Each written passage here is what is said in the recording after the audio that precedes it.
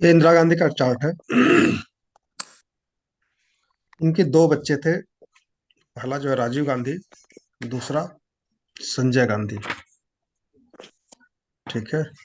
राजीव गांधी का जो जन्म हुआ था वो हुआ था 20 अगस्त 1944 को।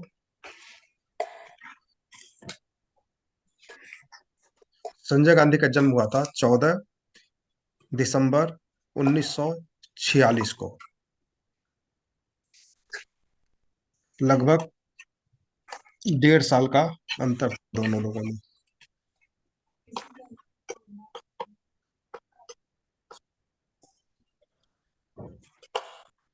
पूरा 45 और पूरा 46। 2 साल 4 महीने का अंतर था। ठीक है।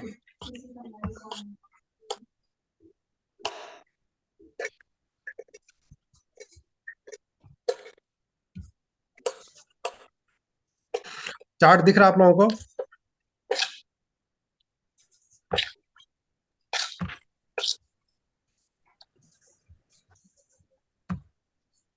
नहीं दिखाई दे रहे गुरुजी।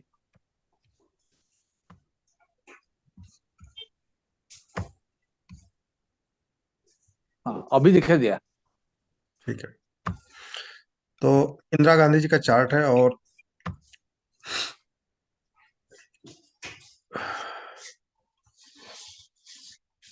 डेट ऑफ बर्थ है यहाँ पे। बता देता हूँ, आप लोग देख लीजिएगा। ठीक है।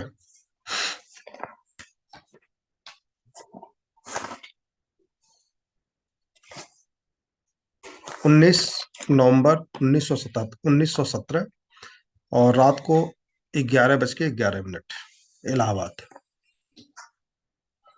ठीक है।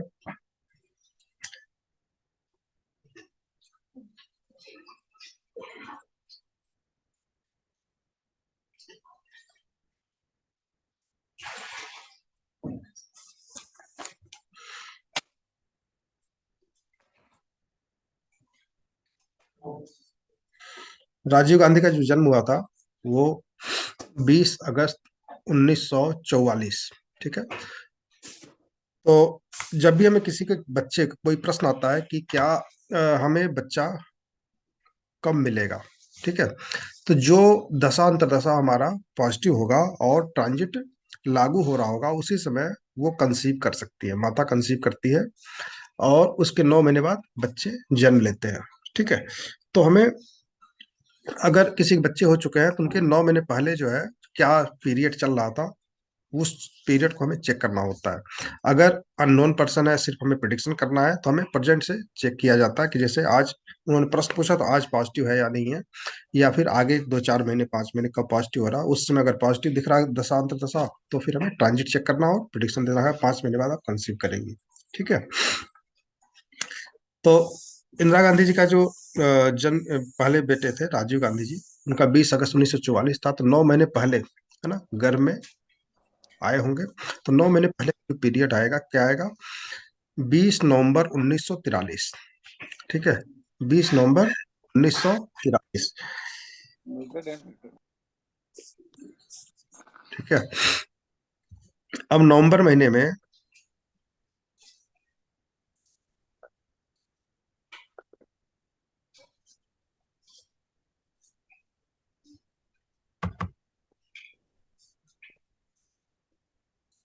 राहु,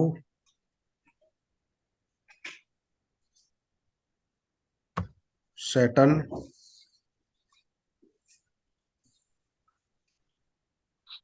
मंगल। ठीक है। राहु, मंगल और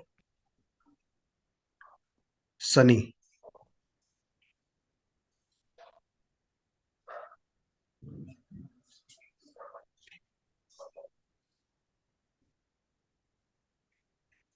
शनि जो है नहीं, राहु, शनि और मंगल।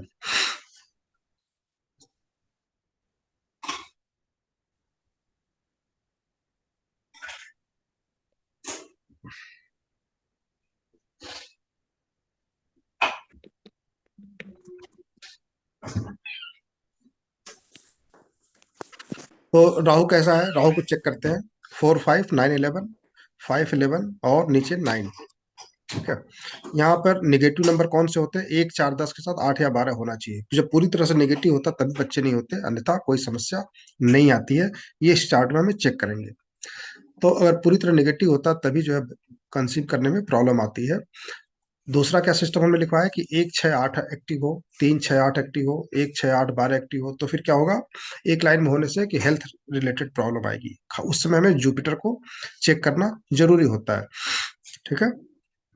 तो इनका अगर जुपिटर को देखा जाए तो यहाँ पे क्या है? 1, 6 केवल एक्टिव है, 8 एक्टिव नहीं है। ठीक है, 12 भी एक्टिव नहीं है। तो 1, 6 एक नॉर्मल प्रॉब्लम को बताते हैं, बुखार सर्दी यही होता है, कुछ नहीं होता। तो 1, 6 में कोई हेल्थ प्रॉब्लम इशू नहीं आना चाहिए इनको, तो नहीं नहीं आया। और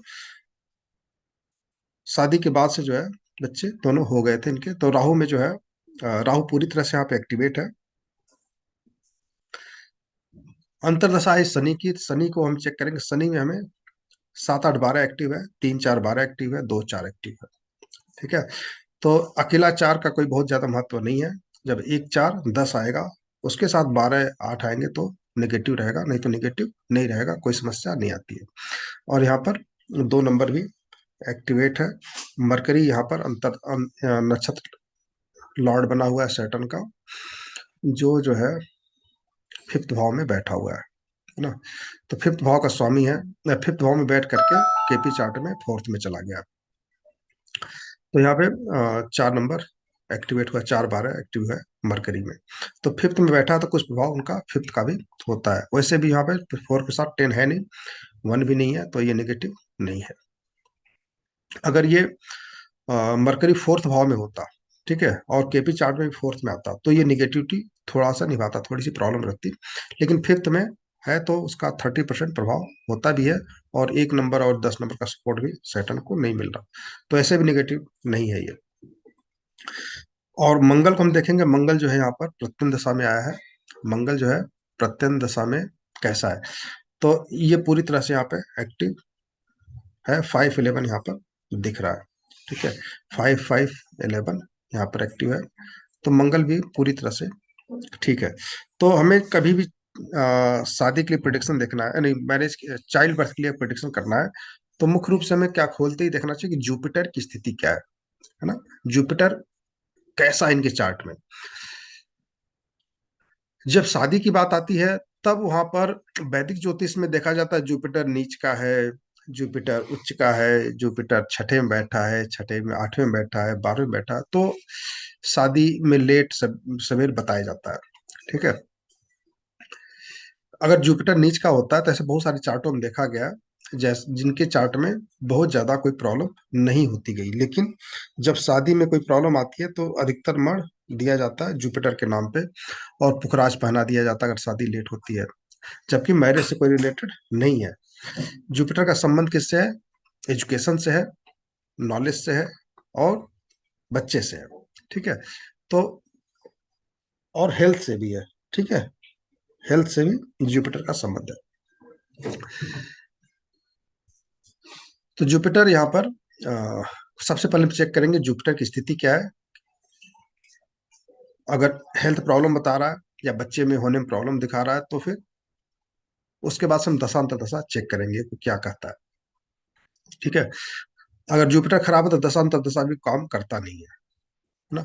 तो उनसे पूछेंगे भाई हेल्थ प्रॉब्लम क्या चल रही है, कोई मेडिकल चेकअप कराया या नहीं कराया। अगर जुपिटर ठीक है तो फिर कोई समस्या नहीं है, बस दशांतर दशा ठीक नहीं होगा तभी दिक्कत आ रही है। दशांतर दशा ठीक आते ही बच्चे हो जाते हैं। तो जुपिटर हमें देखना है। दूसरा क्या देखना है? पंचमेश की स्थिति क्या है। पंचमेश अगर जुपिटर है और वो फोर्थ में चला गया है केपी चार्ट में, या फिर लग्न कुंडली में भी पंचमेश होकर के फोर्थ भाव में बैठा है, तो दिक्कत करेगा। पंचमेश होकर के अपने से 8वें या छठे, मतलब 10 में चला गया या 12 में चला गया हो, तो फिर वो समस्या करेगा कि अगर पंचमेश 10, 12 में चला, अपने से छठे या अपने से 12 में, अपने से छठे या फिर अपने से 8वें। जैसे यहाँ पर अगर मंगल है, मंगल पंचमेश है। मंगल पंचमेश कैसे हुआ? कि वृश्चिक राशि का स्वामी, वृश्चिक का स्वामी कौन होता है? मंगल होता है। ठीक है।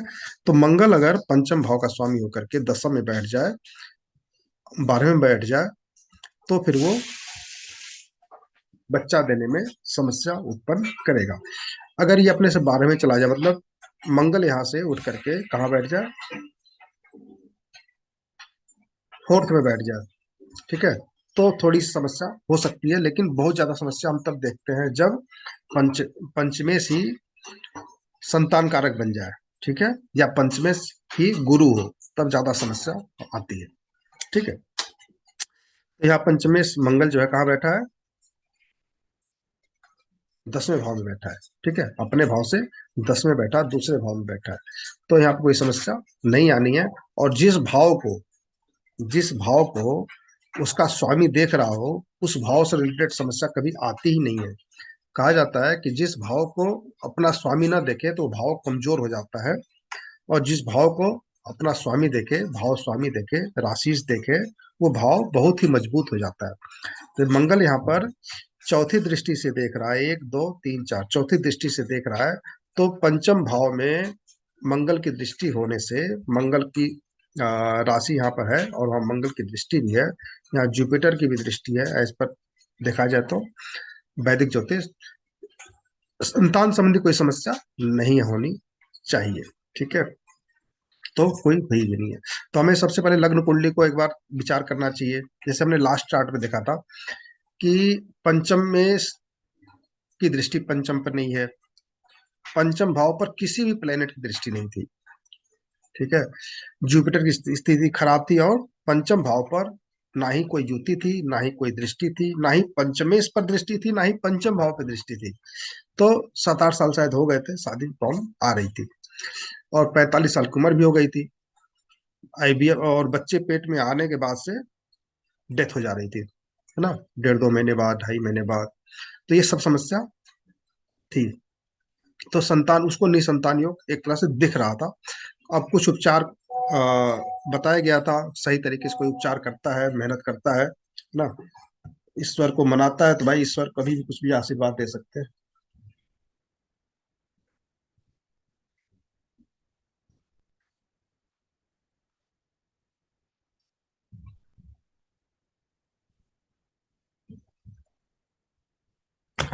ठीक है, तो आवाज तो आ रही है आप लोगों को?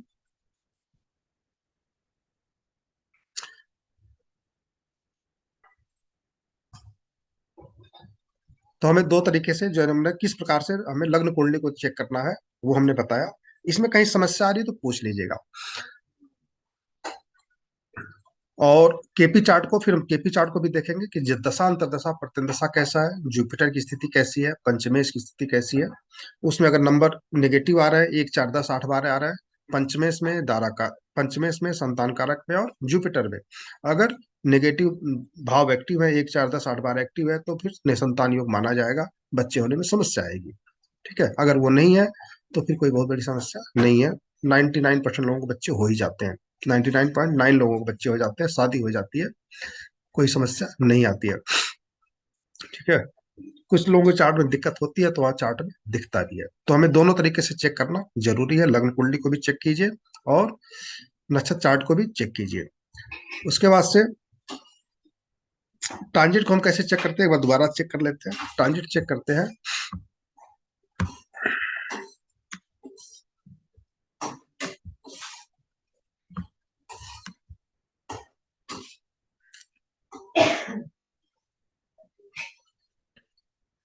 तो राजीव गांधी का जब जन्म हुआ था, उससे 9 महीने पहले का जो टाइम हमने निकाला, 20 11 1943। ठीक है, कई बार 10 5 मिनट आगे पीछे होता है, 10 5 दिन, उसको भी हम भूलना नहीं चाहिए, क्योंकि जब बच्चे कई बार 8 महीने 20 दिन पे होते हैं, कई बार 9 महीने पे होते हैं, कई बार 10 10 महीने पे भी होते हैं, और मैंने देखा 12 महीने पे भी, 11.5 महीने पे भी बच्चे हुए हैं। तो लेकिन वो रेयर केस होता है, सभी के साथ में होता है।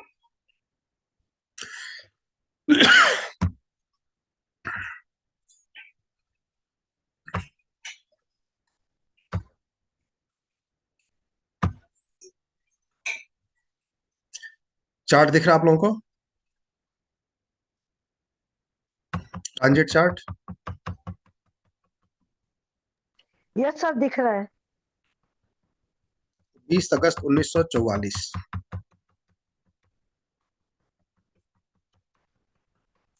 और 9 महीने पहले हमने टाइम लिया तो 20 नवंबर 1943 का टाइम आया। ठीक है।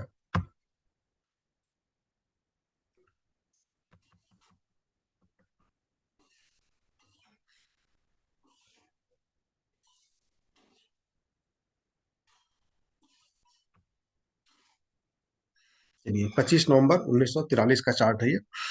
और यहाँ पर अब चेक कीजिए कि अच्छा, पिछले चार्ट हमने संतान कारक नहीं चेक किया, चलिए यहाँ चेक कर लेते हैं। सबसे कम डिग्री का जो प्लेनेट है ट्रांजिट प्लेनेट, और ये है बर्थ प्लेनेट। सबसे कम डिग्री का जो प्लेनेट है सूर्य है, फिर चंद्रमा है, और उससे ज्यादा जो प्लेनेट आ रहा है वो मरकरी, 13 डिग्री का, 13 डिग्री का मरकरी है। तो मरकरी यहाँ पर संतान कारक प्लेनेट बना है, और मरकरी कहाँ बैठा है? 5th भाव में बैठा हुआ है। ठीक है।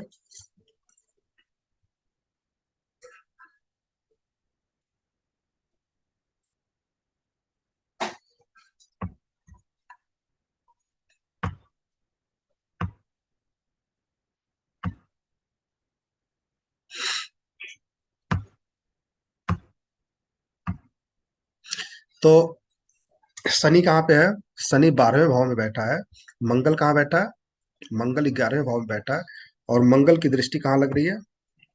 पंचम भाव पे पड़ रही है। ये पंचमे से ही है, तो पंचम भाव पर मंगल की दृष्टि है, तो ये हमारा ट्रांजिट का जो नियम है वो लागू होता है। दूसरा है बचा शनि। शनि की दृष्टि भी लग्न पे होनी चाहिए या लग्नेश पे होनी चाहिए या पंचम भाव पे होनी चाहिए। ठीक है। तो यहाँ पर पंचम भाव पर क्या शनि की दृष्टि है? तो शनि जो है यहाँ पर 12वें भाव में बैठा है, और पंचमेश पर प्रभाव है। कैसे प्रभाव है? इस समय शनि जो है ना 1 डिग्री 49 मिनट का है, और अगर हम एक दिन आगे जाते हैं तो ये घट रहा है 1:45। एक दिन हम आगे जा रहे हैं लेकिन सटन की डिग्री घट रही है, अर्थात ये वक्री अवस्था में है। तो वक्री अवस्था होने से इसका प्रभाव कहाँ हो गया? 11th भाव, अर्थात मंगल, ट्रांजिट के मंगल पर है, और साथ साथ यहाँ से दृष्टि इस पे 5th भाव पर भी आ रही है। ठीक है। और तो पंचम भाव पंचमेश दोनों पर भी है, और यहाँ से तीसरी दृष्टि कहाँ पे? लग्न पे भी आ रही है। तो शनि का प्रभाव पूरी तरह से पंचम पंचमेश और लग्न पर बना है। यहाँ तक कि लग्नेश भी अगर 27 वगैरह के आसपास अगर हुआ तो लग्नेश, लेकिन हम एक दिन को हम क्लियर नहीं कर सकते क्योंकि हमें उतना पता नहीं होता कि किस दिन कंसीव हुआ, तो वो हम नहीं पकड़ सकते। लेकिन हाँ, पंचमेश लग्नेश पर भी शनि की दृष्टि 27 के दिन आ रही है। ठीक है। तो ये हम ट्रांजिट में मुख्य रूप से 2 प्लेनेट को हमें, यहाँ जुपिटर का कोई प्रभाव नहीं पड़ रहा। ठीक है। बस ये जुपिटर हमारा संतान का कारक है, तो उस पर मंगल का प्रभाव है, शनि का प्रभाव है। ठीक है। शनि तीसरी दृष्टि से जुपिटर को देख रहा है, और मंगल चौथी दृष्टि से जुपिटर को देख रहा है। तो जुपिटर भी शनि मंगल के प्रभाव में आ रहा है। ठीक है। मंगल भी यहाँ पे वक्री अवस्था में है। मंगल 22:44 है। जैसे जैसे हम एक दिन बढ़ा रहे हैं तो ऐसे डिग्री घट रही है मंगल की। ठीक है। तो मंगल भी यहाँ पर वक्री अवस्था में, तो मंगल को भी अगर हम एक दिन पहले वक्री में जाए तो 10वें भाव से लग्न पे इसका प्रभाव है। तो मंगल का भी प्रभाव लग्न पे भी है, मंगल का प्रभाव अपने पंचम भाव पे भी है, और संतान कारक जो प्लेनेट है मरकरी, वो भी उस समय कहाँ पे बैठा है? पंचम भाव पे ही बैठा है। ठीक है। तो मरकरी पे भी दृष्टि है, पंचम भाव पे भी है, लगन पे भी है। बहुत अच्छा गोचर लग रहा है। तो इस तरह से हम ट्रांजिट चेक करेंगे शनि और मंगल का। ठीक है। और जुपिटर से शनि मंगल का संबंध। ठीक है।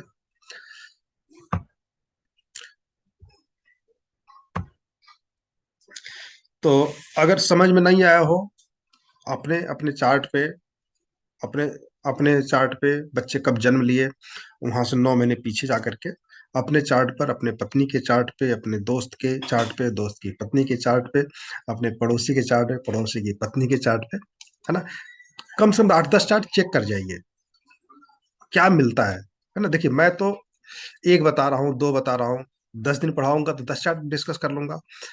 लेकिन आप लोग 10 लोग हो, 20 लोग हो, 25 लोग हो, है ना, तो आप ग्रुप में देखा जाए तो लगभग 35 लोग हैं। तो 35 लोग और 5 पर चार्ट चेक करके तो 100 चार्ट एक हो जाते हैं। हम लोग अगर 35 लोग नहीं भी चेक करें, 30 लोग चेक करें, तो भी जो है 150 चार्ट हो जाते। तो 150 चार्ट अगर आप लोग चेक करेंगे तो एक बहुत बड़ा इतना इतना, और अपना अपना अनुभव शेयर करेंगे। ठीक है, एक तो खुद भी अनुभव होता है, दूसरा जो अनुभव शेयर करेंगे कि हाँ हमने इस चार्ट पे चेक किया और सब कुछ ठीक लगा, या इस चार्ट हमने चेक किया ये चीजें नहीं मैच कर रही है तो उसको चेक किया जाएगा, है ना। लेकिन अगर आप लोग चेक नहीं करेंगे, कुछ बताएंगे नहीं, तो मैं मान के चलता हूँ कि हाँ आप लोगों को समझ में आ गया, या फिर आप लोगों ने चेक किया होगा और सब ठीक मिला होगा। ठीक है, क्योंकि हमें तो विश्वास है फार्मूला लागू होता है, लेकिन आप लोग भी चेक करना चाहिए, तभी कॉन्फिडेंस आता है। तो इसको चेक कीजिएगा। और आज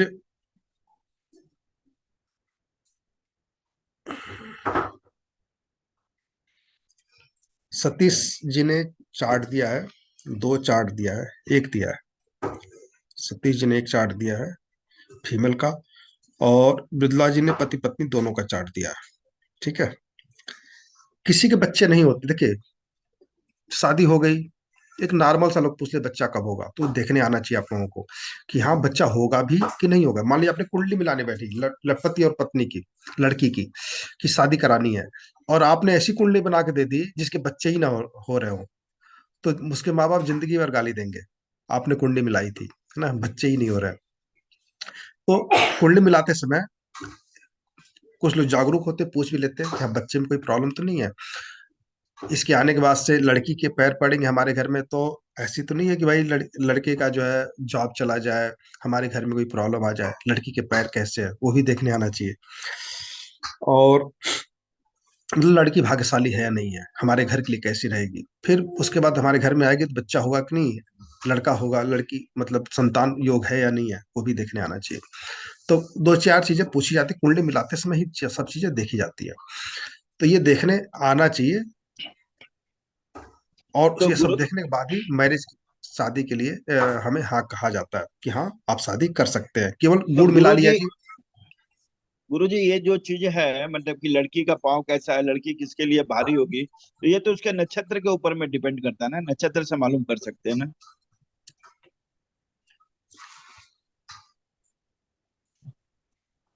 अभी जैसे नक्षत्र कौन सा भारी है, तो ये तो मूला नक्षत्र में ही होता है ना। नहीं, वो तो मूल मूल हो गया ना, उससे कोई मतलब नहीं है। वो तो सिर्फ अ, मतलब ये है कि वैदिक ज्योतिष में देखने का वही तरीका है। ठीक है, वैदिक ज्योतिष में देखने का वही तरीका है। समझिए कि सभी प्लेनेट के अपने अपने रिलेशन बताए गए हैं। जैसे कि मान लीजिए कि नक्षत्र से हम कैसे जानेंगे कि लड़की के हस्बैंड की स्थिति कैसी होगी, नहीं जान सकते, है नहीं नहीं, ये तो ना, लग्न कुंडली से ही मालूम पड़ेगा। है ना। मतलब उसके लिए फिक्स किया गया है कि हस्बैंड मतलब वीनस, या फिर लड़के का हम्म। चार्ट है तो पत्नी मतलब वीनस। तो वीनस की स्थिति कैसी है वैसे ही उसकी मैरिड लाइफ होगी, वहां नक्षत्र से कोई मतलब नहीं है। ठीक है, सूर्य कैसा है, सूर्य जैसा होगा वैसे उसके फादर की स्थिति होगी, चंद्रमा कैसा है वैसे उसकी माता की स्थिति होगी। तो हर रिलेशन के लिए एक प्लेनेट फिक्स किया गया, एक भाव फिक्स किया गया है। सेकंड भाव मतलब उसका एक अपना परिवार, थर्ड भाव मतलब उसका भाई, है ना, फोर्थ भाव मतलब माता। तो फोर्थ भाव और चंद्रमा दोनों माता से देखते हैं। ठीक है, और चतुर्थेश, तीसरा प्लेनेट कौन सा आएगा, चतुर्थेश, चतुर्थ भाव चतुर्थेश प्लस चंद्रमा, तीनों में कैसी स्थिति है, तीनों में अगर दो भाव ठीक है तो माता की स्थिति ठीक होगी, तीनों खराब है तो माता का सुख नहीं मिलेगा। एक खराब है तो थोड़ा कम सुख मिलेगा, लेकिन तीनों खराब हो गया तो नहीं, बिल्कुल नहीं मिलेगा। नवमेश सूर्य, नवम भाव कैसा है, अगर तीनों अच्छे हैं तो पिता का सुख मिलेगा, अन्यथा नहीं मिलेगा, है ना। तो सास का भाव कौन सा होता है? 7th भाव हस्बैंड, 7 से 4th भाव, 10th का भाव, 10th भाव का स्वामी, 10th भाव। और माता के रूप में हम चंद्रमा को भी देख सकते हैं वहां पे। उसके लिए सास के लिए मुझे नहीं याद है कोई प्लेनेट लिया जाता है कि नहीं लिया जाता, लेकिन माता स्वरूप ही सास होती है, तो हम उसको चंद्रमा से भी देख सकते हैं। तो ये कैसे हैं? अगर ये है तो फिर उनका सुख मिलेगा, अन्यथा नहीं मिलेगा। तो कुल मिला के जो भाव है ना, इनका महत्व ज्यादा है। भाव और भाव स्वामी, ठीक है, इनका महत्व ज्यादा है। 9 भाव ठीक है, नौमेश ठीक है, तो पिता का सुख है। चतुर्थ भाव ठीक है, चतुष्टय ठीक है, तो फिर माता का सुख है। 10वां भाव ठीक है, दशमेश ठीक है, तो फिर सास का भाव ठीक है। लगन और लग्नेश ये ठीक है भाई। लगन का कोई प्लेनेट तो होता नहीं है ना। सेकंड भाव का कोई स्पेशल पूरे परिवार का कोई प्लेनेट तो है नहीं। तो भाव और भावेश का महत्व बहुत ज्यादा है। थर्ड नंबर पे आता है प्लेनेट का। तो हमें लगन और लग्नेश, लगन ठीक है, लग्न पे अच्छे प्लेनेट की दृष्टि है। लग्नेश पर अच्छे प्लेनेट की दृष्टि है, लग्नेश अच्छे प्लेनेट के साथ बैठा हुआ है, लगन के दोनों तरफ अच्छे प्लेनेट बैठे हैं, तो व्यक्ति जो है ब्रॉड माइंडेड होगा, सुंदर होगा, अच्छा पैसा कमाने वाला होगा। लगन पर शनि की दृष्टि है, लगन पे राहु की दृष्टि है, लग्नेश पर राहु की दृष्टि है, लग्नेश केतु के साथ बैठा हो, तो फिर क्या होगा? वो व्यक्ति हमेशा कुढ़ित व्यक्ति मानसिकता का होगा, दुखी होगा, हमेशा जो है डिप्रेशन में रहने वाला होगा। तो हमें ना लग्न लग्नेश को ज्यादा मध्य तीसरे नंबर पर हमें प्लेनेट को देना है। तो हर भाव से रिलेशन को आप देख सकते हैं। से थर्ड भाव सबसे बड़ा, सबसे छोटा भाई, मतलब आपसे ठीक छोटा भाई थर्ड भाव, उससे छोटा भाई फिफ्थ भाव, उससे छोटा भाई 7th भाव, उससे छोटा भाई 9th भाव। अब थर्ड भाव पर बुरे प्लेनेट की दृष्टि है, बुरे प्लेनेट वहां बैठे हुए हैं, तो फिर क्या होगा कि वहां पर जो जैसे प्लेनेट होंगे वैसे ही आपके भाई का संबंध, वैसे भाई की स्थिति वैसे ही खराब होगी। अगर वहां पे शनि बैठ गया, वहां पे राहु बैठ गया, शनि राहु की दृष्टि हो गई, तो आपसे जो ठीक छोटा भाई है वो स्थिति वैसी खराब हो जाएगी। और वहीं जो है पंचम भाव पे गुरु बैठ गया, पंचमेश गुरु के साथ बैठ गया, गुरु की दृष्टि में बैठ गया, शुक्र की दृष्टि में बैठ गया, बुध के साथ बैठ गया, तो फिर क्या होगा? वो भाई बड़ा हो जाएगा। वो आपका वो भाई जो है ज्यादा डेवलप करेगा, ज्यादा बुद्धिमान होगा, है ना।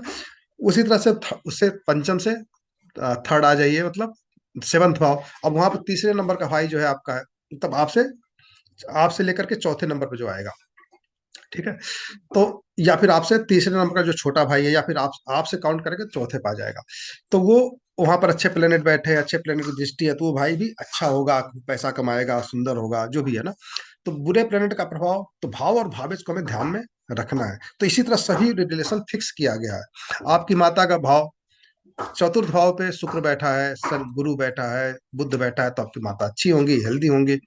चतुर्थेश जो है बुध के साथ बैठ गया, गुरु के साथ बैठ गया, राहु के साथ, तो माता जो है बुरी हो जाएंगी। तो मतलब बुरे प्लेनेट का प्रभाव है तो माता दुखी रहेंगी, हेल्थ रिलेटेड प्रॉब्लम रहेंगी, आपसे दूर रहेंगी। उसी तरह से आपके मामा, मामा का भाव कौन सा होता है? आपकी माता से ठीक छोटा भाई, ठीक है। माता से ठीक छोटा भाई कौन सा होता है? फोर्थ से थर्ड कौन सा होता है? 6 भाव। 6 भाव मामा का घर है, लेकिन ज्योतिष में कहा गया कि 6 भाव मामा का घर है। लेकिन सभी मामा का भाव, 6 मामा है, 6 मामा में कोई अमीर रहता है, कोई सरकारी नौकरी में है, कोई बिजनेसमैन है, कोई जो एकदम गरीब है, उसमें मासी भी आ जाती है। मामा और मासी दोनों का भाव 6 आ जाता है। तो सबके बारे में हम नहीं देख सकते, है ना, 6 भाव से। तो जो आपकी मम्मी से ठीक छोटा भाई रहेगा या छोटी बहन रहेगी, उसके लिए 6 भाव आएगा। फिर उनसे जो छोटा रहेगा उसके लिए 8th भाव आएगा। फिर उससे जो छोटा रहेगा उसके लिए 10th भाव आएगा। फिर उससे जो छोटा रहेगा उसके लिए 12th भाव आएगा। फिर उससे जो छोटा रहेगा उसके लिए 2nd भाव आएगा, है ना। तो अब वो भाव भावेश किस किस प्लेनेट के साथ बैठे हुए हैं, उनकी चार्ट में कौन कौन से नंबर लेके बैठे हुए हैं, 6 8 12 है, 5 8 12 जैसा है, वैसे ही उनकी स्थिति रहेगी। अर्थात व्यक्ति अपने जन्म लेने से पहले ये फिक्स कर लेता है कि हमें किस टाइम पे जन्म लेना है, इस परिवार की स्थिति कैसी है, आगे कैसा भविष्य आने वाला है, वैसे ही परिवार में जन्म लेता है। व्यक्ति खुद चुनता है कि मुझे किस टाइम पे जन्म लेना है धरती पे, गर्भ में कब आना है, उसी टाइम वो गर्भ में आएगा या उसी टाइम पे जन्म लेगा। तो ये सब कुछ फिक्स है। और कहीं ना कहीं कुछ चीजें मैच कर जाती है जब आप मिलाना की कोशिश करेंगे। तो अगर परिवार में बहुत बड़ा परिवार है तो सभी रिलेशन को आप चेक करें तो सब कुछ मिलता चला जाएगा। उसी आधार पर पंडित लोग प्रिडिक्शन करते हैं कि आपकी मामा की स्थिति कैसी है, आपकी माता बीमार होंगी, आपके पिता ऐसे होंगे, आपकी बुआ ऐसी होंगी, वो सब रिलेशन देख लेते हैं। जितने अच्छे तरीके से देखने आएगा उतने अच्छे से देखते हैं वो, और फिर प्रिडिक्शन देते हैं। ठीक है, तो नक्षत्र से इसका कोई लेना देना नहीं है। ठीक है, चलिए।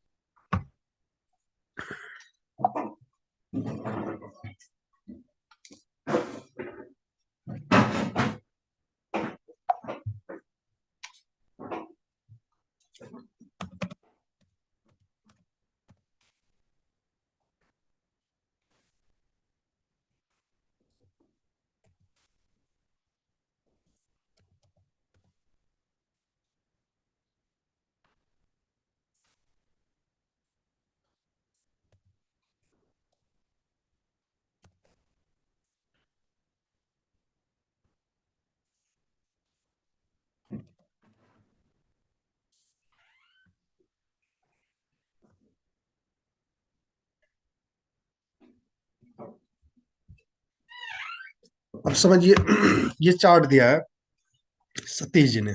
ठीक है, इन्होंने लिखा है कि फीमेल का चार्ट है। क्या प्रॉब्लम है सतीश जी? बच्चे नहीं हो रहे 7-8 साल से ना? हाँ जी सर।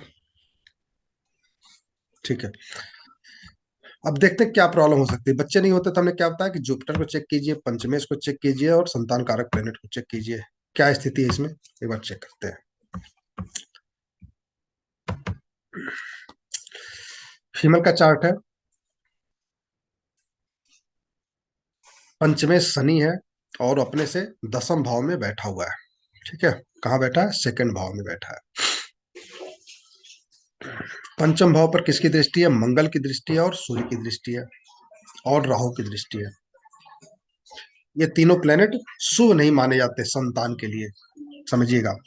मंगल अकेला पंचम भाव में हो तो क्या होता है? गर्म प्रकृति का प्लेनेट है, और संतान को होने ही नहीं देता, मतलब कंसीव नहीं करने देता।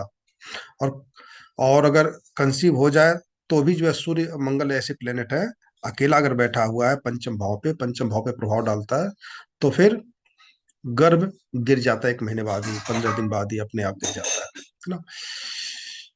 तो दो प्लेनेट की दृष्टि है, मंगल और सूर्य, दो दृष्टि प्रभाव है यहाँ पे, और तीसरा राहु का प्रभाव। तीनों प्लेनेट संतान के लिए बहुत अच्छे नहीं माने जाते हैं। एक तो ये लग्न कुंडली द्वारा दिख रहा है। संतान कारक प्लेनेट अगर देखा जाए यहाँ पे, संतान कारक पर सर उसकी मंगल की भी दृष्टि है ना शनि के ऊपर। 5 डिग्री, 5 डिग्री, 7 डिग्री, 7 डिग्री का प्लेनेट यहाँ जुपिटर है। ठीक है, तो जुपिटर यहाँ पे संतान कारक बना हुआ है। जुपिटर यहाँ पर संतान कारक बना हुआ है। तो जुपिटर पर किसकी दृष्टि है? शनि की है? नहीं है। वीनस की है? नहीं है। मरकरी की है? नहीं है। सूर्य की है? नहीं है। मंगल की है? नहीं है। राहु की दृष्टि है। ठीक है, राहु केतु अक्ष पे जुपिटर बैठा हुआ है। तो राहु केतु अगर अच्छे हैं तो बच्चे होने में कोई दिक्कत नहीं आएगी। राहु केतु अगर खराब है तो जुपिटर को बच्चे नहीं होने देंगे। ठीक है, जुपिटर को परेशान करेंगे।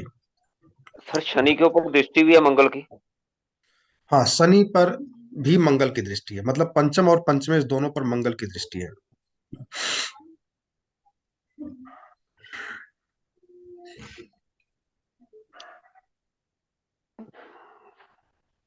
Excuse me sir. हम्म, हाँ जी सर, ये जैसे आप कह रहे हैं ना, राहु केतु अच्छे हुए तो मेरे को आज तक ये समझ नहीं आया कि राहु केतु अच्छे कैसे होते हैं और बुरे कैसे होते हैं। कौन सी अच्छा। राशि में या कौन से अच्छे होने का मतलब कि संतान के लिए अच्छे। देखिए, कोई प्लेनेट किसी चीज के लिए अच्छा होता है, किसी चीज के लिए बुरा होता है। जैसे मान लीजिए कि उसमें 2 7 11 है तो मैरिज के लिए अच्छा हो गया। अगर अगर उसमें 1 6 10 है तो मैरिज के लिए बुरा हो गया, है ना। उसी तरह से चाइल्ड बर्थ के लिए अगर 5 11 है उसमें तो बच्चे के लिए अच्छा हो गया, 5 11 नहीं है तो बच्चे के लिए बुरा हो गया। तो प्लेनेट अच्छा और बुरा किस परिप्रेक्ष्य में देखा जा रहा है, उसके नंबर हमें देखना जरूरी है ना। तो केपी में हो कुछ गया सर। इसमें कैसे देखेंगे सर, अगर हम ये देखिए, इसमें तुम कुछ नहीं देख सकते, इसमें तो मोटा मोटी राहु केतु बुरे होते ही हैं, मान के चला जाता है। ठीक है, लग्न कुंडली में हम कुछ नहीं देख सकते, हमें मान के चलते हैं कि लग की हम की दृष्टि में है तो राहु केतु बुरे प्लेनेट है तो वो परेशान करेंगे। लेकिन वैदिक ज्योतिष में कहा गया है नक्षत्रों का बहुत ज्यादा महत्व है। पहले नक्षत्रों पे ध्यान दिया जाता था, बीच के धीरे धीरे लोग फिर लग्न कुंडली पे ध्यान देने लगे। तो नक्षत्रों का अपना एक, हाँ ये अलग है कि राहु केतु में 6 8 12 नेचुरल रूप से पाए जाते हैं क्योंकि बुरे प्लेनेट है। तो 6 8 12 के साथ 5 11 भी है तो फिर समस्या नहीं आएगी, 5 11 नहीं है तो समस्या आएगी। तो हमें 5 11 अच्छा हमें देखना और कुछ नहीं है। ठीक है, तो अगर देखा जाए तो केतु में क्या क्या नंबर है यहाँ पर एक्टिव, तो केतु में हमें 5 नंबर एक्टिवेट है, 1 4 10 एक्टिवेट है, 1 4 10 8 12। ठीक है, ये केतु को चेक करते हैं पहले। केतु ऊपर 2 नंबर है, 4 8 है, 10 है। तो 4 10 के साथ 8 है, एक नंबर हमें नीचे मिला तो 1 4 8 10 और 12 है। ये पूरे यहाँ पर एक्टिवेट है। तो केतु में 1 4 मतलब निगेटिव नंबर एक्टिवेट है। 5 नंबर है, 5 नंबर है लेकिन वो सब लॉर्ड लेवल पे है, और 2 नंबर कहाँ पे है, ऊपर के लेवल पे। ये थोड़ा सा कमजोर माना जाता है, कमजोर इसलिए माना जाता है कि जो निगेटिव नंबर है वो नक्षत्र लेवल पे पूरे आ गए। 1 4 के साथ 1 4 10 के साथ 8 12 जो होते हैं वो निगेटिव माने जाते हैं, और ये 1 4 1 10 के साथ 12 नंबर ये निगेटिव नंबर हो गए और ये नक्षत्र पे आ गए। तो 2 और 5 का संबंध नहीं मिल रहा, लेकिन फिर भी हम इसको 2 5 है तो कहीं न कहीं कुछ पॉजिटिविटी है इसमें, है ना। लेकिन नक्षत्र लेवल पे हमें अगर कोई न कोई भाव को एक्टिवेट कराना चाहिए। क्यों एक्टिवेट कराना चाहिए, क्योंकि जुपिटर केतु के साथ बैठा हुआ है ना। तो रुकावट केतु डालेगा, जुपिटर तो नेचुरल रूप से कारक माना ही जाता है। ठीक है, तो केतु में हमें नक्षत्र लेवल अर्थात वीनस, केतु का नक्षत्र क्या है, मरकरी है। तो मरकरी में हमें 5 नंबर एक्टिवेट कराना होता है ताकि जुपिटर अच्छा हो जाए। मरकरी को एक्टिवेट कराएंगे तो केतु अच्छा होगा, केतु अच्छा होगा तो जुपिटर अच्छा हो जाएगा। ठीक है, जुपिटर में कैसा है एक बार चेक करते हैं।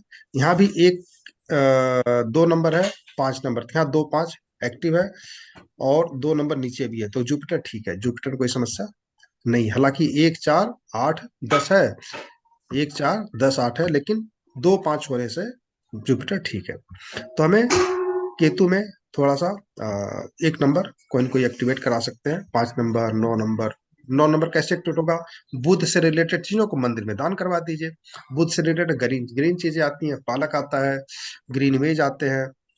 तो इसकी जो है बुधवार को और 6 दिनों तक, नहीं बुध का नंबर आता है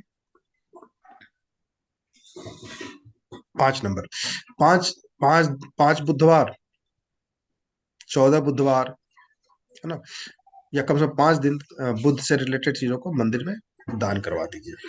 तो ये यहाँ पर बुध एक्टिव हो जाएगा, मतलब नंबर से एक्टिव 5 9 नंबर एक्टिव हो जाएगा। तो 9 भी हो गया तो भी जो है काम चल जाएगा। जुपिटर में 3 8 10 है ना, 3 नंबर निगेटिव है, 8 भी निगेटिव है, 10 भी निगेटिव है। तो राहु में भी यही चीजें आ रही सर आपने हैं। जुपिटर सर आपने सर आपने बुध कैसे कंसिडर किया? केतु का नक्षत्र लॉर्ड है इसलिए।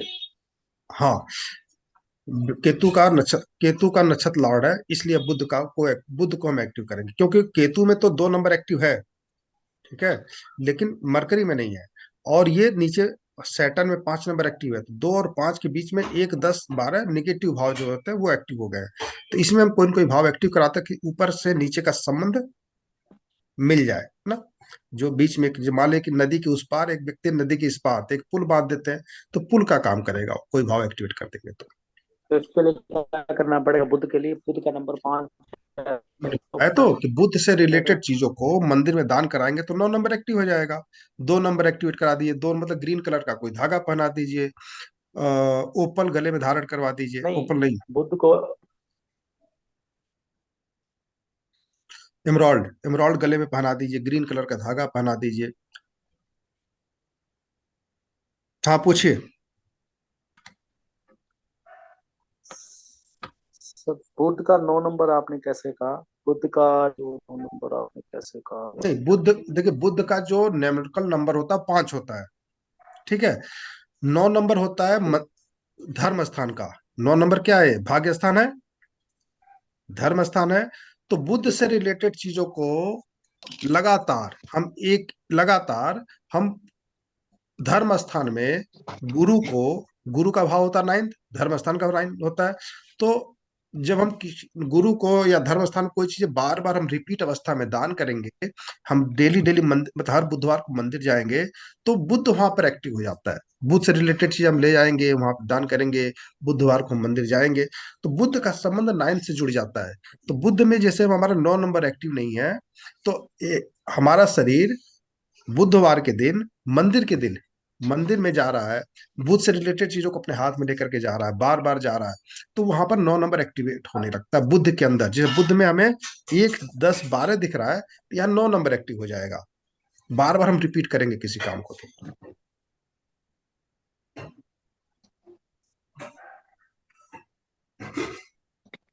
समझे कि ये दोबारा समझाऊं? तो गुरुजी ये बुध जो है, आप बोल रहे हैं कि ये पांचवा ग्रह होता है, तो बुध तो चौथा है ना? पांचवा घर में नहीं, देखिए दोबारा समझिए। हाँ, न्यूमरोलॉजी में दोबारा समझा देता हूँ। सूर्य का नंबर 1 होता है, न्यूमरोलॉजी में सूर्य का नंबर 1 होता है, नोट कर लीजिएगा इसको कॉपी पे। सूर्य का नंबर 1 होता है, चंद्रमा का 2 नंबर होता है, ठीक है, गुरु का 3 होता है, ठीक है, राहु का 4 नंबर होता है न्यूमरोलॉजी में, बुध का 5 नंबर होता है, 6 नंबर शुक्र का होता है, 7 नंबर केतु का होता है, 8 नंबर शनि का होता है, 9 नंबर मंगल का होता है। ये नौ ये नंबर फिक्स है, इन्हीं के नाम कर दिए गए ये नंबर। 1 नंबर सूर्य के नाम, 2 नंबर माता के नाम, और 3 नंबर जो है, मतलब 2 नंबर चंद्रमा के नाम, 3 नंबर जो है गुरु के नाम, 4 नंबर राहु के, 5 नंबर बुध के। तो न्यूमरोलॉजी के आधार पे 5 नंबर हम बुध को देते हैं।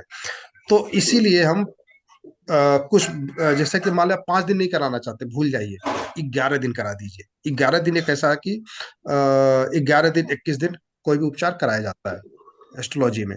तो आप न्यूमरोलॉजी कल भूल जाइए, कोई भी उपचार 11 दिन करा दीजिए, ठीक है, उसी को अपने तो प्रैक्टिस में तो रखिए। गुरु 11 जी ये दिन थोड़ा इसको, ये नौ ग्रह का थोड़ा बता दीजिए। 1 सूर्य, 2 चंद्र, 3 गुरु, चौथा राहु, पांचवा बुध, छठवा, छठा शुक्र, सातवां, 7वां केतु, 8वां शनि, 9वां मंगल। आठवां। सर धर्म स्थान तो सर सेकंड हाउस को भी लेते हैं ना हम लोग? 7 हाउस को दूसरे घर को भी धर्म स्थान लेते हैं ना? एक्चुअली सर जो 9वां घर है ना, 9th हाउस है, ये धर्म हम्म होता है, ये इसको धर्म कहते हैं सर। सेकंड हाउस को हम धर्म स्थान लेते हैं कई जगह। 7 हाउस, 9th हाउस को हम धर्म स्थान कहते हैं, ठीक है। हाँ सर, और अकेला धर्म भी कहते हैं सर, अकेला धर्म भी कहते हैं। ठीक है, धर्म भाव। और और 7 को, दूसरा दूसरा भाव जो आएगा वो सर धर्म स्थान आ जाएगा। ठीक है, हाँ चलिए। गुरु का भाव कौन सा होता है? टीचर का भाव कौन सा होता है? 9 भाव होता है, हाँ, वो तो फिक्स है ना, वो फिक्स है सर। वो फिक्स है पिता का तो भी फिर। लेते हैं सर, पिता का भी हाँ, लेते हैं। पिता का भी भाव है ना, लेकिन वो पिता का भाव कौन सा होता है? जब तक आप जॉबलेस है, जब तक आप एजुकेशन में है, जब तक आप अपने फादर के पैरों, अपने फादर के कंधों पर के सहारे चल रहे हैं, तब तक 9वां भाव है। जब फादर आपके कंधों पे हो गए, या फिर आप आत्मनिर्भर हो गए, आप अपना नौकरी करने लगे, आप अपना परिवार चलाने लगे, अपना खर्चा निकालने लगे, तब फादर का भाव 10th हो जाता है, हम्म, ठीक है। तो हमें 9वां भाव से क्या, मंदिर रखेंगे तो या तो गुरु उसका यूज करेंगे, है ना, या धर्म काम कार्यों में यूज होगा। तो इसलिए हम 9वां भाव को ही हमेशा हम 9वें भाव, मतलब मंदिर में ही दान कराने से हमारा 9 नंबर एक्टिवेट होता है। हम मान लेते हैं कि आपने मंदिर में हम दान कराते हैं या धर्म भाव में ना दान कराते हैं, तो दूसरा भाव, आपका दूसरा भाव एक्टिव हो जाएगा, ठीक है। हम मान लेते हैं दूसरा भाव भी एक्टिव हो गया, तो वो दूसरा भाव आपके नौकरी के लिए भी अच्छा है, वो आपके लिए मैरिज के लिए भी अच्छा है, वो आपके चाइल्ड बर्थ के लिए भी अच्छा है। दूसरा भाव कभी बुरा होता ही नहीं है। तो आप मंदिर में अगर कुछ भी दान करते हैं, ब्राह्मण को दान करते हैं, तो अगर दूसरा भी एक्टिव हो गया तो क्या बुराई है? तो हर काम के लिए दूसरा भाव अच्छा माना जाता है, ठीक है। तो जैसे भी समझिए, वो मंदिर में दान करना बुरा नहीं है। हाँ, बुध से रिलेटेड जिस प्लेनेट को एक्टिवेट करना हो उसी से रिलेटेड चीजों को एक्टिवेट, उससे रिलेटेड चीजों को दान कराना है। ऐसा नहीं कि हम बुध को एक्टिव करना तो हम दूध दान करा दें, है ना, खीर दान करा दें, ऐसा नहीं करना। बुध से रिलेटेड चीजों का ही, उसके कलर का चुनाव करके ही हमें दान करवाना है, और उसी दिन दान करवाना, बुधवार को करवाना है। चंद्रमा से रिलेटेड चीजों को सोमवार को, मंगल से रिलेटेड चीजों को मंगलवार को, गुरु से रिलेटेड चीजों को गुरुवार को।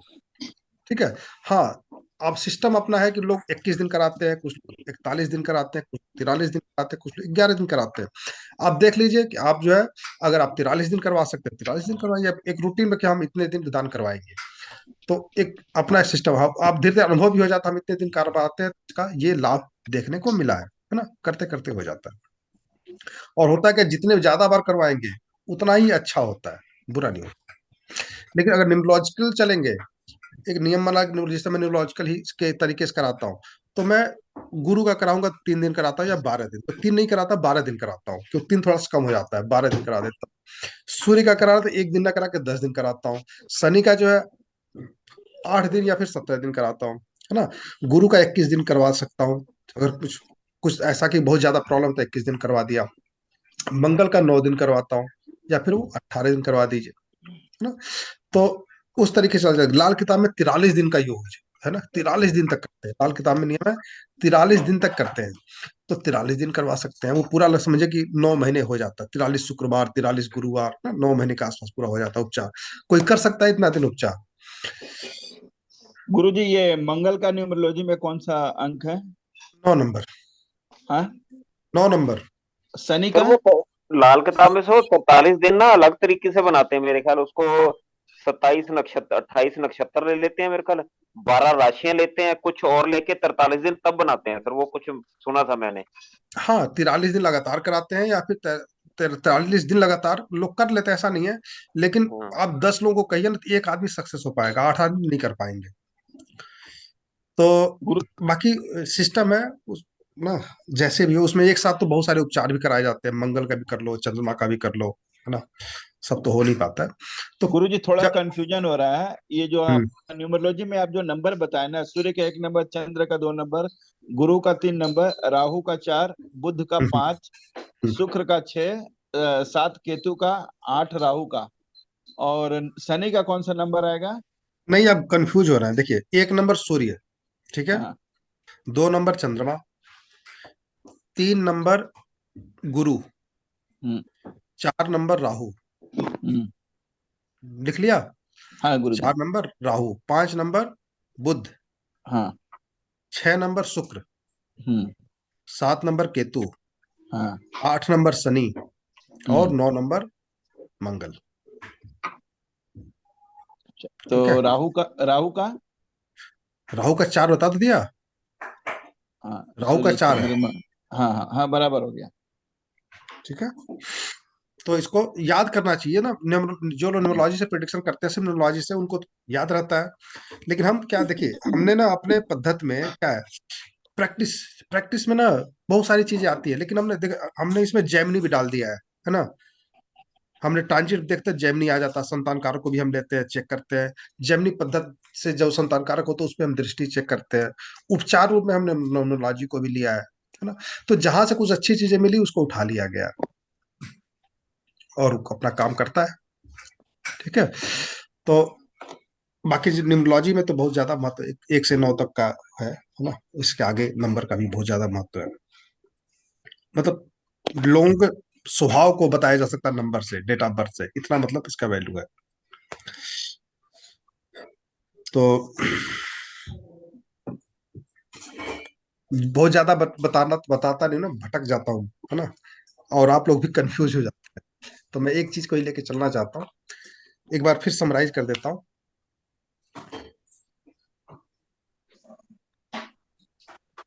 जो चार्ट हम देख रहे थे, सतीश जी ने दिया, इनके बच्चे होने में समस्या है, और 83 का जन्म है शायद ना, 83 का जन्म है। और देखा जाए तो 35 साल की उम्र होगी। ठीक है।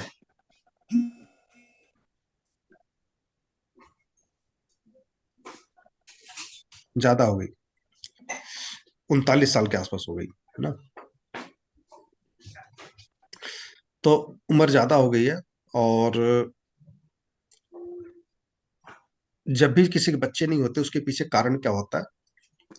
पंचम भाव, पंचमेश, जुपिटर, इन तीनों प्लेनेट पे बुरे प्लेनेट की दृष्टि होती है, बुरे प्लेनेट के प्रभाव में आते हैं, तो समस्या आती है। ठीक है। इस चार्ट में हमने क्या देखा? इस चार्ट में हमने देखा कि पंचम भाव, पंचमेश, मंगल के प्रभाव में है, और जुपिटर राहु केतु अक्ष पे है ना। नंबर ऑफ कॉम्बिनेशन में जुपिटर ठीक है, केतु में थोड़ी समस्या, तो उसका उपचार मैंने आपको बताया कि केतु का नक्षत्र मरकरी बना है, तो उसका ये उपचार करना चाहिए। अगर कर चुके हो, कब किया, कैसे किया, और अभी क्या मेडिकली फिट है, 39 कोई ज्यादा नहीं होता, बच्चे हो सकते हैं जी, तो उपचार करके बाकी दशांतर दशा में भी चेक कर लेंगे। और यहाँ पर राहु के से ज्यादा जो है हमें यहाँ पर केतु का उपचार करना जरूरी है, और दशांतर दशा का घर चेक कर लेते हैं। ठीक है। जुपिटर की दशा चल रही है, जुपिटर यहाँ पे संतान कारक भी बना हुआ सर है। हाँ बोलिए। गुरुजी अभी बताया था कि ये मनोज तिवारी जो अपने फिल्म एक्टर है, उनका 53 साल की उम्र में बच्चा हुआ। तो दूसरी शादी से हुआ ना, हाँ। दूसरी शादी से हुआ। अच्छा, हाँ, मतलब 53 साल की उम्र में हुआ। नहीं तो मनोज तिवारी जेंट्स हैं, मैं लेडीज की बात हाँ। कर रहा हूँ। लेडीज की तो अच्छा। 45 साल के बाद बच्चे नहीं होते ना। हम्म। समझिए मैं क्या, हम यहाँ पे महिला का चार्ट देख रहे हैं। ठीक है। हाँ।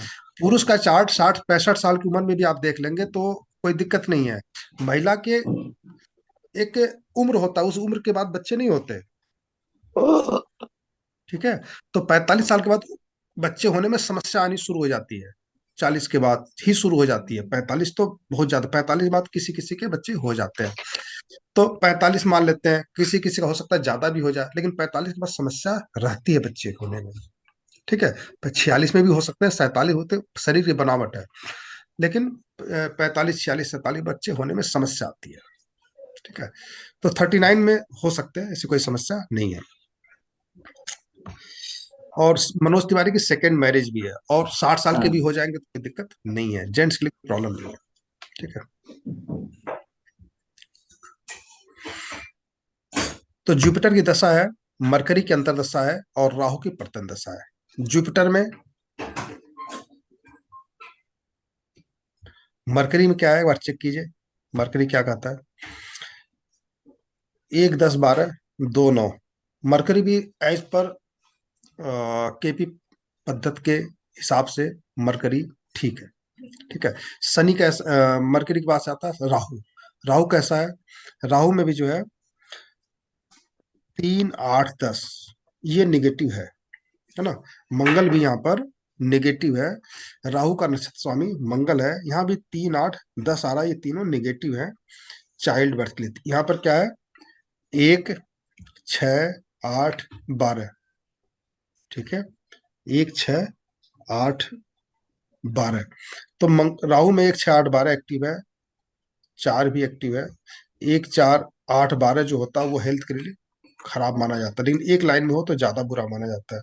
यहाँ पर एक लाइन में ना होकर के थोड़ी सी निगेटिविटी यहाँ भी दिख रही है। तो मरकरी का उपचार कराने के बाद से मंगल का भी उपचार करवा सकते हैं, है ना। 5 दिन या 14 दिन मरकरी का उपचार करा दिया, उसके बाद 9 दिन मंगल का भी से रिलेटेड चीजों को भी दान करवा सकते हैं। तो मंगल में भी कोई एक भाव एक्टिव हो जाएगा तो ये भी अच्छा हो जाएगा। सर अब ठीक है। तो जो राहु है वो खत्म होने वाला है 3 जनवरी को, है ना।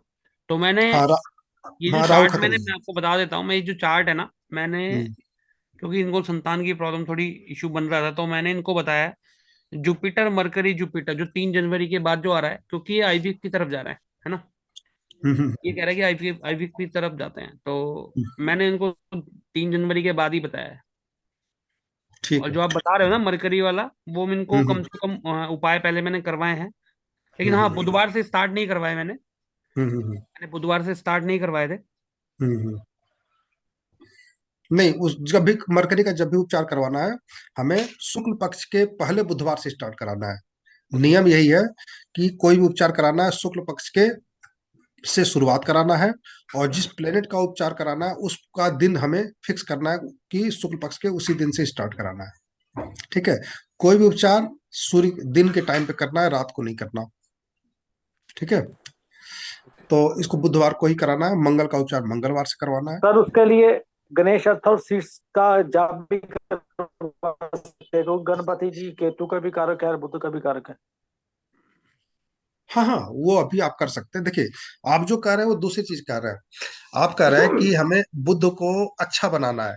ठीक है, बुद्ध को अच्छा बनाना है, तो समझिए, जब भी आप बुधवार भगवान गणेश की पूजा करते हैं, दूसरी तरीके से करें। गणेश जी की जब पूजा करते हैं, आराधना करते हैं, तो कुछ न कुछ दान भी करेंगे, है ना। तो उसमें दान भी हो जाता है, गुरु का पूजन भी हो जाता है, और दान भी आ जाता है, सब कुछ आ जाता है उसमें। तो लेकिन जो मैं पूजा पाठ कर रहा हूँ, जो मैं दान करें, इसमें किसी ब्राह्मण को कुछ नहीं मिलना है। अब मान लीजिए कि 100 ग्राम मूंग की दाल ले आ सकते हैं, आधा किलो ले आ सकते हैं, किसी भी मंदिर जा सकते, स्पेशली किसी को फिक्स करके मैं नहीं कह रहा हूं मैं। तो वो भाव को एक्टिवेट करने का तरीका है, जो पंडित जी लोग दान बताते हैं कि भैया आप गणेश जी की पूजा कर लीजिए, गणेश जी की स्तुति कर लीजिए। वो गणेश जी को बुद्ध से, प्लेनेट से जोड़ा गया है ना। बुद्ध, बुद्धि के मालिक हमारे गणेश जी हैं, तो उनसे वो जोड़ा गया है। तो जब हम गणेश जी को पूजते हैं, गणेश जी की पूजा करते हैं, आराधना करते हैं, तो हमारा बुद्ध अच्छा हो जाता है। ठीक है, तो इसलिए वहां पर कुछ लोग जो कृष्ण की पूजा करवाते हैं ना, बाल गोपाल की पूजा करवाते हैं, तो उसके जो है मंत्र भी है ना, उसके मंत्र भी है, उस मंत्र का जो है जाप किया जाता है, फिर हवन वगैरह किया जाता है। तो कृष्ण के कृष्ण का जो है पूजा करने से, बाल रूपी कृष्ण जी का पूजा करने से भी संतान की प्राप्ति होती है। कुछ लोग तो उसका बताते हैं। तो अपना अपना एक लॉजिक है, वो पूजा पाठ आप कर सकते हैं, लेकिन ये जो है भाव एक्टिवेट, जिस भाव में प्रॉब्लम है, जैसे मान लीजिए कि अगर प्लेनेट में एक 6 8 12 बहुत ज्यादा होते हैं, है ना, बच्चे आ रहे हैं, दिक्कत आ रही है, यहाँ भाव ही एक्टिवेट नहीं है, तो बच्चे ही सर नहीं आ अगर पा रहे। पंचम भाव अगर पंचम भाव को सर पंचम भाव को एक्टिवेट करना है तो हम्म, छोटी कन्याओं को, पंचम भाव हमारा विद्यालय, हमारा स्कूल है, वहां पर जाकर भी हम कन्याओं को कुछ मीठा खिला सकते हैं जिससे कि बुद्ध एक्टिवेट हो जाएगा। हाँ, वो भी हम कर सकते हैं, स्कूल में छोटी बच्चों को कन्याएं। कुछ बांट सकते हैं। बुधवार को बांटना है, लेकिन वहाँ भी ध्यान रखना है। ठीक है, और हरे रंग के मिठाई बनवा लें, है ना, ग्रीन कलर का मिठाई बनवा लें, वही दे तो ज्यादा अच्छा है ना। या हरे रंग की कुछ भी चीजें हम दान कर सकते हैं। सर दूसरी बात, पहले तो आप ये देखोगे कि संतान का योग भी है कि नहीं। अगर नहीं है तो जितना मर्जी उपाय कर लो तब भी नहीं बनेगा। देखिए, समस्या तो है। मैंने क्या कहा, संतान, अब मैंने सबसे पहले वही देखा कि जुपिटर कैसा है। ठीक है, जुपिटर ठीक है। शनि कैसा है, शनि में समस्या है, यहाँ पे नक्षत्र लेवल पे समस्या है। तो मंगल का उपचार, हमने कहा कि मंगल का उपचार प्रयास तो करने में क्या, देखिए, दो दो व्यक्ति थे जिसको रसिया में जो है क्या किया गया, मौत की सजा दी गई थी, है ना। तो कहानी कह सकते हैं, इसे मान सकते हैं, सच्चाई मान सकते हैं। तो एक व्यक्ति जो है, से पूछा गया पहले से, भाई तुम्हारी कोई आखिरी इच्छा हो तो बता दो। बोले कोई आखिरी इच्छा नहीं है, तो मरना ही है, तो क्या आखिरी इच्छा, है ना। दूसरे से पूछा गया, तो उसने बोला कि हाँ, मेरी आखिरी इच्छा है। बोले क्या? बोले मैं चाहता हूँ कि ना, कि मुझे आप 6 महीना दीजिए, जो आपका जो घोड़ा है, उस घोड़े को मैं इस लायक बना दूंगा कि वो किसी भी दौड़ में हारेगा नहीं। तो जो पहला व्यक्ति था, उससे पूछा, भैया तुमने ऐसा क्यों कहा, तुम्हें जानते हो तुम ऐसा तैयार नहीं कर सकते। तो यही कहा कि दो चीजें हो सकती हैं, चार तरह की चीजें हो सकती है। या तो 6 महीने के अंदर घोड़ा मर जाए, है ना, या फिर 6 महीने तक हो सकता है राजा ही मर जाए। राजा की कौन सा जो है फिक्स है, कल 6 महीने के अंदर नहीं मरेगा, राजा ही मर जाए। तीसरी बात क्या हो सकती है कि 6 महीने के अंदर हो सकता है मेरी ही डेथ हो जाए, तो कम से कम नेचुरल मौत तो मरूंगा। तो चौथी बात ये हो सकती है कि हो सकता है कि हम नहीं तैयार कर पाए, तो 6 महीने तो जिंदा रह जाऊंगा, लेकिन होप, आशा, और व्यक्ति एक आशावादी व्यक्ति है ना। हमने अपने पुराणों में, किताबों में, कहानियों में राम के बारे में, कृष्ण के बारे में, मतलब साइंस, जैसे कि आईवीएफ सिस्टम पहले नहीं था, आज आ गया ना। आ गया तो एक होप है, भले ही वो 10% तक सक्सेस होता है, लेकिन होता तो है। उसी होप के बल पे लोग 5 लाख रुपए 10 लाख रुपए खर्च करते हैं। हमारा काम बस है कि वो समय बता देना कि इस पीरियड पे आप उस चीज सर को आप कर जो सकते हैं। आप ये बोल रहे हो कृत्रिम गोद आईवीएफ, इसके लिए कौन सा भाव देखेंगे? कोई भाव नहीं देखेंगे, सिर्फ हम देखेंगे कब नेचुरल प्लेनेट दशा अंतरदशा में पॉजिटिव है। दशा अंतरदशा जब पॉजिटिव होगी, ट्रांजिट लग रहा होगा, उसी समय आईवीएफ सक्सेस होगा, नहीं तो नहीं होगा। देखिए, माता कंसीव करेगी, सब चीजें तो सेम है। कंसीव उसमें भी करना है नेचुरल तरीके से, अननेचुरल तरीके से। ठीक है, एक कृत्रिम तरीके से कंसीव कराया जा रहा है, एक नेचुरल तरीके से कराया जा रहा है। तो वो कंसीव, देखिए, हम कुछ भी कर लें, जाना तो उसको पेट में ही है ना। वहां पर उसको जो है कंसीव कराया जाता है, वहां पर उसको प्रत्यारोपित किया जाता है, तो वो कृत्रिम तरीके से किया जाता है। पहले जो है स्पर्म लिया जाता है, उसे जो है तैयार किया जाता है, और एक टाइम आने पे उसको माता के गर्भ में डाल दिया जाता है। ठीक है, तो अब वो टाइम जब अच्छा होगा तभी वो जो है, अब जाना तो उसी में है। जो फेलोपियन ट्यूब होती है, उस ट्यूब में अंडे होते हैं। वो जो जो स्पर्म जाता है वहां पे, बीज जो जाता है वहां पर अंडे से जो है मिलता है ना। फिर वहां पर फर्टिलाइज होता है, फिर धीरे बच्चे बड़े हो, 40-45 दिन वहां रहता है, फिर वो गर्भ में आता है ना। तो काम तो क्रिया सब कुछ वही है, लेकिन जब नेचुरल रूप से हमारा शरीर तैयार होगा, तभी जो डॉक्टर द्वारा किए हुए काम का हमें लाभ मिलेगा। अगर हमारा सिस्टम सही नहीं काम कर रहा होगा, शरीर का सिस्टम ही काम नहीं कर रहा होगा, डॉक्टर चाहे 10 बार चेक कर ले, कुछ नहीं हो सकता।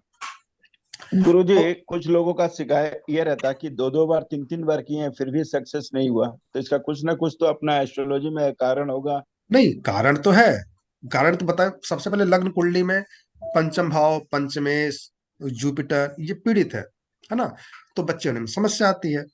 दूसरा कि इनके नक्षत्र स्तर पे कोई केपी पद्धति अनुसार देख लिए, नक्षत्र स्तर पे मतलब जो नक्षत्र, जिस नक्षत्र में प्लेनेट बैठे हैं वहां पर निगेटिव भाव एक्टिव है। जब नेगेटिव भाव एक्टिव है तो बच्चे होने में समस्या आएगी, है ना। तो जब उसका दशा अंतर दशा है, उसमें भी नेगेटिव भाव पे एक्टिव है, तो दशा ही जब खराब हो गई है, तब दशा ही खराब हो गई, तो भी दिक्कत आ रही है। कुछ लोगों को ऐसा मैंने देखा है कि 7 साल बाद, 8 साल बाद बच्चे हुए हैं, है ना। जब सही ट्रांजिट मिला है, मतलब कि पति पत्नी का ट्रांजिट नहीं मैच कर रहा है। जब पति का ट्रांजिट मैच कर रहा है, तो पत्नी का नहीं मैच कर रहा। दोनों का ट्रांजिट मैच करने में 7-8 साल लग गए, तब बच्चे हो गए। और फिर 7 साल बाद दूसरा बच्चा हुआ। ऐसा देखा गया कि दोनों बच्चों के बीच में 8-7 साल, 8 साल 9 साल का गैप है। पहला तो 6-7 साल बाद हुआ, दूसरा उसका बाद जो बच्चा, दूसरा बच्चा वो भी 6-7 साल, 8 साल बाद हुआ। तो वो ट्रांजिट में दिक्कत आती है, वो हमें बड़े ध्यान से ट्रांजिट विधि भी सीखना पड़ेगा। द सर ग्रह इनका का। जो हाँ बोलिए,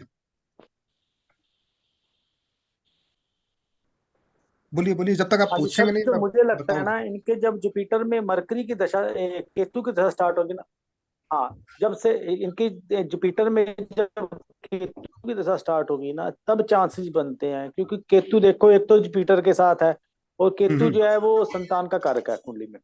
ठीक है, संतान का कारक भी होता है केतु, आप इस बात को जानते हो। हाँ ठीक है, और ठीक है। दूसरी बात, जो केतु है जो वीनस के नक्षत्र में है, और वीनस के नक्षत्र में है केतु, यहाँ पर देखे केतु, केतु मरकरी मरकरी के के नक्षत्र नक्षत्र, में है, और मरकरी मरकरी के जो है नक्षत्र। मरकरी जो है वो केतु के शुक्र वीनस के नक्षत्र में है। और वीनस यहाँ पर बहुत अच्छे नंबर दिखा रहा है, वीनस देखो ना, वीनस यहाँ पर दिखा रहा है 2 9 12। ठीक है, और वीनस अपने ही नक्षत्र में है और अपने ही सब में है, 2 9 12 है, तो तब चांसेस बन सकते हैं। और हो सकता है कि इनको किसी धार्मिक 9 नंबर एक्टिवेट है वीनस में, तो 9 नंबर जो है वो आप धर्म स्थान पर कहीं पर जाकर वो फरियाद करोगे तो आपकी सुनी जाएगी।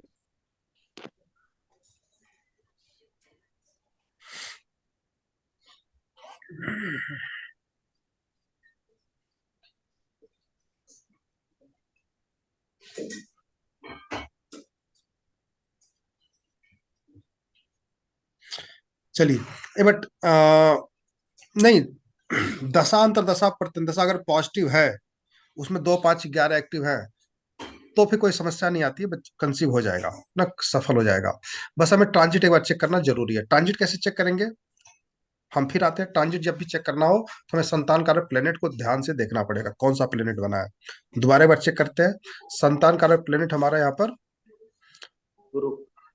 जुपिटर है, ठीक है, गुरु बना है। तो गुरु 7 डिग्री का है। गुरु कहाँ बैठा है? थर्ड भाव में बैठा थर्ड है, हाउस। ठीक है। अभी प्रेजेंट में जुपिटर कहाँ पे है? 12वें भाव में है, 12 सातवें में। पावरे भाव में। देखिए मैं मिलाता हूँ। 7वें में।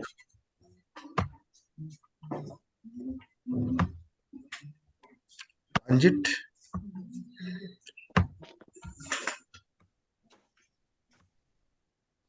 देखिए, ट्रांजिट चार्ट है ये। और आज के डेट में जुपिटर देखिए कहाँ बैठा है, ये देखिए मीन राशि में 7वें भाव में, ठीक है। संतान कारक भाव हमारा कौन सा है? थर्ड है। तो जुपिटर की नवम दृष्टि कहाँ पे पड़ रही है? थर्ड भाव पे पड़ रही है। तो चलिए जुपिटर का हमें मंगल का चेक करना है। मंगल, जुपिटर की तो पड़ी रही है, मंगल की देखिए थर्ड भाव पे पड़ रही है। मंगल 1 महीने बाद, जैसे अभी 18 डिग्री का है, 16 डिग्री का, 1 महीने बाद भी कहाँ पे रहेगा?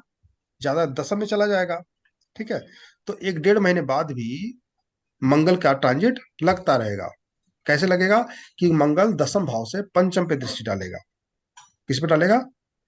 सप्तम दृष्टि, अष्टम दृष्टि कहाँ पे रहेगी? पंचम पे रहेगी। तो मंगल का ट्रांजिट लागू रहेगा। मंगल की प्रेजेंट में थर्ड भाव पर पड़ रही है, ठीक है। अगर 1 महीने बाद का देखें, यहाँ पे क्या कहता है? 1 महीने बाद भी मंगल यहीं पर है। कहाँ पर? सॉरी, यहाँ नहीं है। 1 महीने बाद भी 24 जनवरी को भी मंगल पंचम भाव पे ही है। 2 महीने बाद भी मंगल पंचम भाव पे ही है, ठीक है। और लगभग 2.5 महीने, ये 20 मार्च के आसपास मंगल दशम भाव में जा रहा है। 20 मार्च के आसपास। उसके पहले मंगल नवम भाव में ही है, और उसकी दृष्टि कहाँ पे है? जो थर्ड भाव पर बनी हुई है, ठीक है। तो मंगल का ट्रांजिट पूरी तरह से लग रहा है। अब हम आते हैं कि प्रेजेंट में देखा जाए तो शनि कहाँ पे है? पंचम भाव में बैठा हुआ है, ठीक है। ये कब तक रहेगा यहाँ पे? 12-13 जनवरी तक, 17 जनवरी के आसपास तक। 17 जनवरी को ये राशि अपना चेंज कर लेगा। ये कहाँ जाएगा? कुंभ में आ जाएगा। तो कुंभ में आने के बाद से क्या होगा? ये 7, 8, 9, 10, ठीक है। अभी तो ये पंचम में बैठा हुआ है, अभी तो लग रहा है, लेकिन कुंभ में आने के बाद भी इसकी दृष्टि कहाँ बनी रहेगी? थर्ड भाव पर बनी रहेगी। दशम दृष्टि थर्ड भाव पर बनी रहेगी। तो ट्रांजिट पूरी तरह से अभी तो 1.5-2 महीने, मतलब जनवरी तक तो पूरी तरह से 15-16 जनवरी तक अच्छे से लग रहा है। मंगल की जो है थर्ड भाव पे, और शनि पंचम में बैठा हुआ है। अभी तो ट्रांजिट लग रही है। दशांतर दशा भी राहु की निकल जाएगी, तो प्रत्यंत दशा जुपिटर की आ जाएगी, उसमें ट्रांजिट भी लगेगा, कोई दिक्कत नहीं है।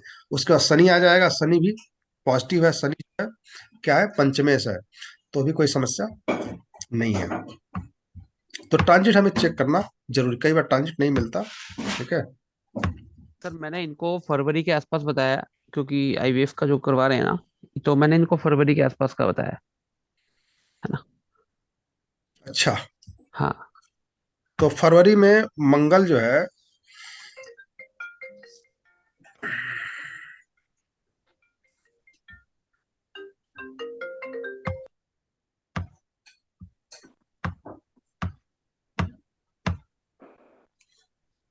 मंगल तो यहीं पर है, शनि आ गया थर्ड 6 भाव में।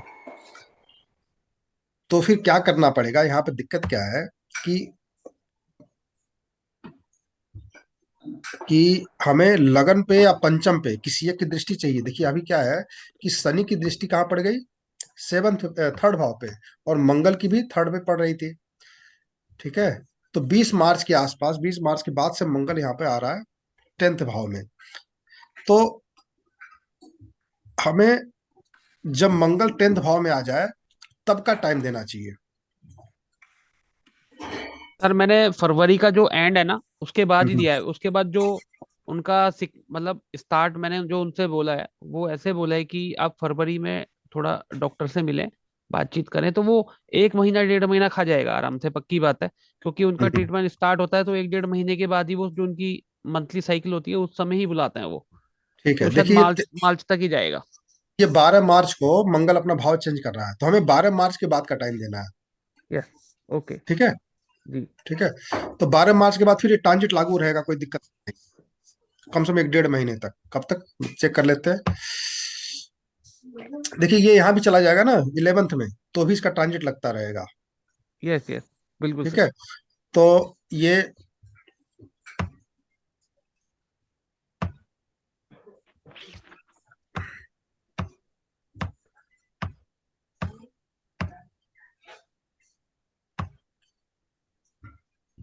ये 12 जुलाई के पहले हो जाना चाहिए।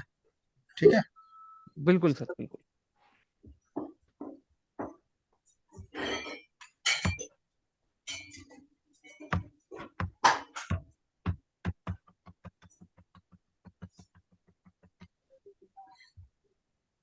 ये आ गया एक एक एक 1 जुलाई। तो 1 जुलाई के पहले जो भी काम है आईवीएफ का कंप्लीट हो जाना चाहिए। तो कब से शुरू करना है इसको? 12 मार्च के बाद और यस। 30 जून के पहले। जी जी। ठीक है। यस। दूसरा हमें क्या ध्यान रखना है कि गुरु गुरु की दृष्टि, गुरु का प्रभाव या तो लाभ इनको दृष्टि मिल जाए, है ना, या पर गुरु पर शनि की दृष्टि रहे, है ना, गुरु भी शनि के प्रभाव में आ जाए, या जुपिटर का प्रभाव हमें लग्न को मिले।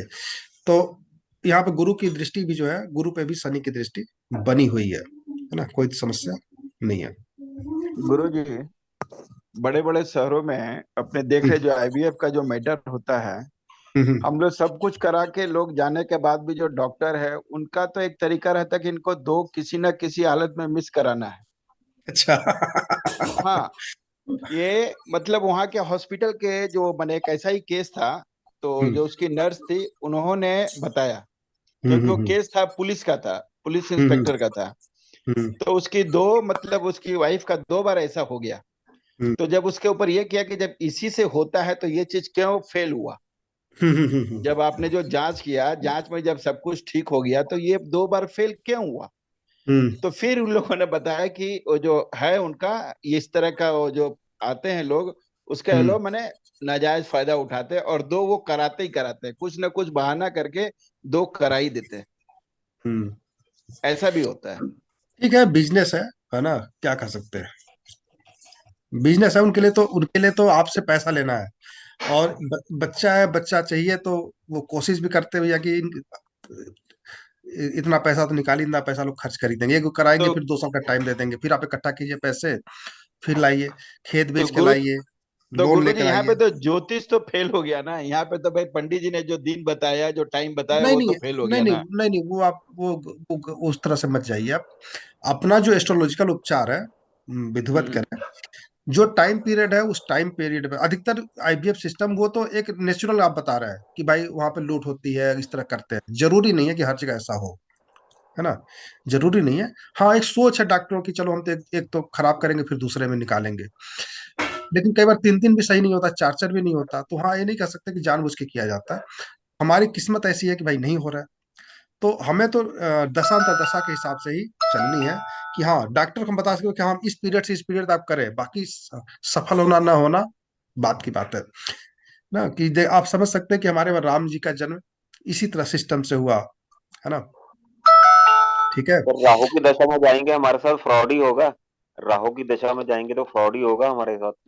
आदमी कंफ्यूज रहता है, फ्रॉड भी तो होता, हाँ। कंफ्यूज रहता है, निर्णय नहीं ले पाता सही तरीके से, है ना। तो इसीलिए जब राहु की दशा होती है तो उनके हस्बैंड को फैसला लेना, सब उनका तो राहु नहीं चल रहा ना, पत्नी का चल रहा है। कई बार लोग कहना भी नहीं मानते, राहु में थोड़ी सी दिक्कतें रहती है। ये बहुत सारी चीजें हैं, ये सब चीजें जो आज हम देख रहे हैं, हमारे 4 4 5 हजार 5 हजार साल पहले बहुत डेवलप था, वो सब चीजें फिर खत्म हो गई, दोबारा फिर चालू हो गई है ना। तो और धीरे साइंस और आगे बढ़ रहा है कि पर्सनली मतलब एक बहुत सारी सिस्टम है जो साइंस में पढ़ते हैं, बायोलॉजी पढ़ते हैं, उन्हें पता है कि बहुत सारी चीजें धीरे धीरे और आगे आ रही हैं कि गर्भ कोख की भी जरूरत नहीं है, दूसरे की कोख ले ली जाती है। हाँ, आपकी बीवी का कोई प्रॉब्लम ही नहीं है, दूसरे को बच्चा दे दिया जाता है, वो पालता है ना, तो उसकी कुंडली देखी जाती है। फिर ऐसा भी चार्ट हमारे पास, उसकी मतलब जिसके ट्रीटमेंट जो है में पत्नी को किनारे कर दिया जाता है, ठीक है। सेगरेटेड मदर। हाँ, सेगरेट तो अब थर्ड पर्सन की कुंडली देखी जाती है, उसका सब कुछ ठीक है तो उसके हिसाब से करवाया जाता है। ऐसे भी चार्ट आते हैं, तो सक्सेस भी होता है, ऐसा नहीं। देखिए एस्ट्रोलॉजी बेकार नहीं है, हमें तो जो सिस्टम पता है उसके हिसाब से चलना है कि जो है अच्छा बुरा तो जो उसके साथ भाग्य में हो तो होगा ही, है ना। सर ये भी बता सकते हैं क्या, जैसे मरकरी आ रहा है तो जो जुड़वा बच्चे भी हो सकते हैं जैसे? नहीं, जरूरी नहीं है, ओके। जरूरी नहीं। चलिए अब तो काफी आज मतलब डिस्कस बहुत सारा चीज हुआ, कितना आप लोग ले पाए मुझे नहीं पता, ठीक है। दोबारा वीडियो देखिएगा और कोशिश कीजिएगा, क्योंकि ना एक लाइन से चलने में एक चीज बता दिया जाता है, लेकिन कई बार बीच में कुछ और चीजें आ जाती हैं तो समझने थोड़ी दिक्कत आ सकती है। लेकिन जब आप प्रश्न पूछेंगे ना, तो जो प्रश्न पूछेंगे वो शायद आपको समझ में आ जाए, है ना।